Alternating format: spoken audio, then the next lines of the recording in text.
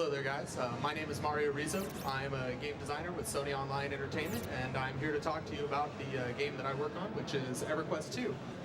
Here is a sample of the character creation and customizations in Everquest II. One of the big things that we really wanted to do was differentiate the players from one another, and one of our goals in design was to make sure that the characters were able to identify in game solely by their features. So if you can see, there's a wide variety of customizations we have for each of the races here. Another set of options that we did provide for the customizations was also that if you take a look, you can see that the dwarves and whatnot have tattoos. There's some specific to the races, like you'll see the different ones for the dwarves, the barbarians, even the half-elves, who are a little bit on the rebellious side, tend to have some piercings and some of the funny hair colors that a lot of our players are really looking forward to, so we added those in. That's a shot of our newest race, the Ratanga. There's 16-player races that we're going to have for Everquest II, and that was just a brief glimpse at them.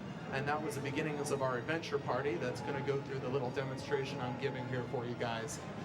Now, one of the big things a lot of people ask about is how the tutorial experience would work in Everquest II, what the changes would be, and how we would be able to draw in players that maybe were unfamiliar to the genre. The first thing we wanted to do was create the most immersive world, the most realistic online world that we possibly could. And one of the tools that we used to do that was the voiceover. You can see here we have about 130 hours of recorded voiceover. That's about the length of 65 feature motion pictures that you'll see here. It looks like one of the Dracotas is harassing the Farsees trading company. Here in the beginning of the tutorial, you'll see Captain Barlos will lead the new players, the refugees, to the Isle of Refuge.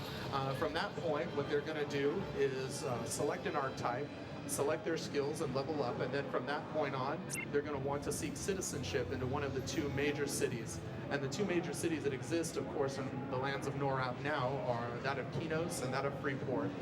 So we'll start with Freeport. As you can see here, the Overlord, Lucan Delir, rules from up on high in the Citadel. If you look down, you can take a look and see the large armies that he's massing with the militia. This is also a good example of the city ecology that we're putting into Everquest II, which is another one of our features. What that means is that the NPCs in our game no longer simply react to the players, but also react to situations in themselves. So what you'll see is NPCs actually speaking to each other, acknowledging each other's ranks, greeting their friends, maybe not speaking with their enemies, and also they'll respond to the players too. So perhaps you've gained enough action with the Freeport militia, like these members of the militia house that you saw when you just walked in, you'd be able to actually have them salute you or greet you.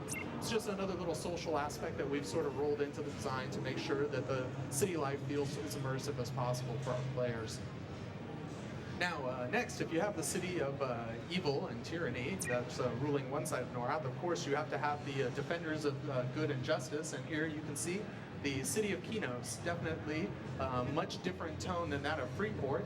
If you take a look, you can see that monk over there in his nice new costume getting ready to meditate. Up ahead of him, you see the Three Towers Magical School. That's where the 3 schools of magic are taught in Kinos. One of the other features we really like to talk about with the cities is that of player housing. There's been a lot of questions about it. Player housing is going to be available to all the players of Everquest II. In fact, you're issued your own instanced apartment, which is going to have a little small area for each player once they complete their citizenship quest for the city of Kinos or Freeport. So all players will be issued some housing immediately upon entering the city. It's also, though, not the limits of housing in the game. There are multi-room homes as well as large mansions and guild houses, which are not instanced but are seen in game, where you can sort of walk by and your friends can kind of look at you and go, hey, it's my castle over there, that's mine. If you want to hang out and check it out, maybe, let you in for some gold. Here you can see, this is an example of the Orcish waste. You can see that the orcs have changed a bit in the 500 years. They're much more tactical. They've evolved considerably, and they're much more intelligent, therefore a threat to both the cities of Freeport and Kinos. If you look forward there, you can see that the orcs are gathering in front of the Citadel, and our young party of adventurers that had started out in the beginning are going to try and take them on. So let's see how they do combat-wise. Some of the things you guys might want to know while you're watching here is that First of all, you'll notice all of the different styles of animations we use here. You can see the monks are actually going to use martial arts. Notice that the warriors are using their shields, they're blocking and parrying. You can see the casters casting out their runes as they incant spells right there on the bridgeway. It's just another one of those added extras we like to throw in so that everyone can not just feel their role when they're fighting in combat, but also see it and visually experience it. Now, this next area is actually kind of one of my favorites. It's the obelisk. Here you can see our party of adventurers have reached the sort of the mid-level range. You can see they've definitely got some better gear going on here. Oh, looks like the rogue had to use her hide ability. And it looks like they've triggered a Shadow Mendeep here at the obelisk. Hopefully, they'll be able to get out of it okay. We'll see.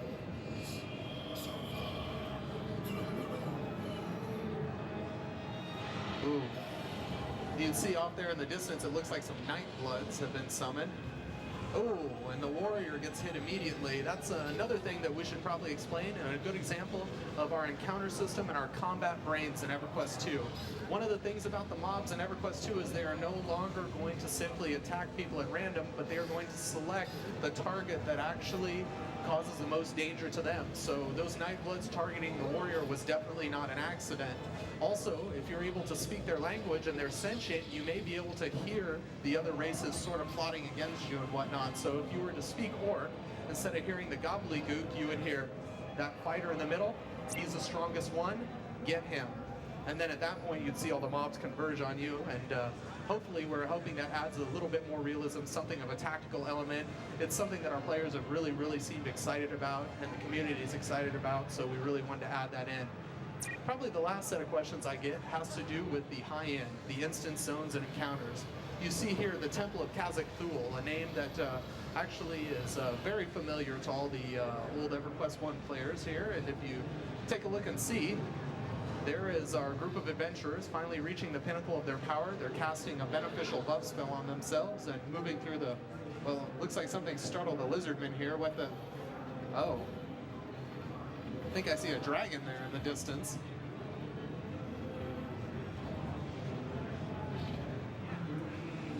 Well, looks like the adventurers are going to try and take them on. Let's see what happens.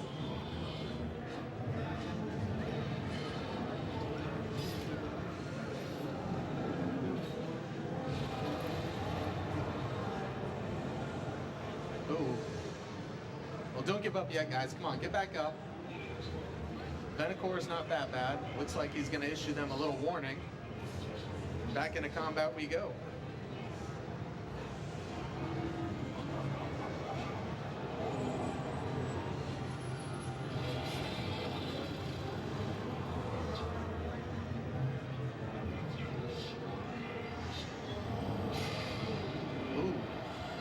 It's also worth noting, guys, that everything you see here is actual in-game footage.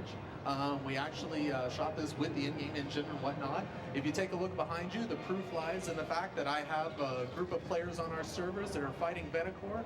It's the same group of characters, so if you guys want to actually see what you saw here in-game, it's right behind you. Looks like being on the side of good doesn't mean that you're always going to win in Everquest II, but it does mean that if you guys think you can do better, go to our website and sign up for the beta. We're still taking applications at www.everquest2.com, and also we've completely redesigned it with added a lot of lore for the cities and the different races, so that if you guys haven't been there in a while, you might want to check it out. Thank you guys very much.